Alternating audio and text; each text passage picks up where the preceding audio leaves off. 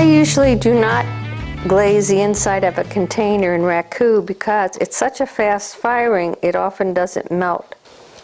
I first started doing this back in the mid-90s.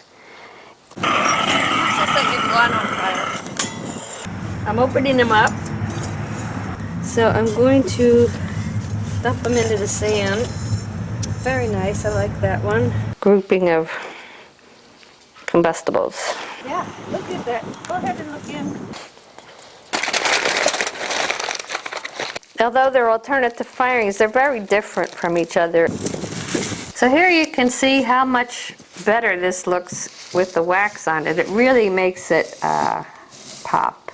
So this goes in and it sits on the handle, which is nice so it doesn't drop out of there. The total weight of this is 19 pounds, and so I can move it around and it's easy to take anywhere.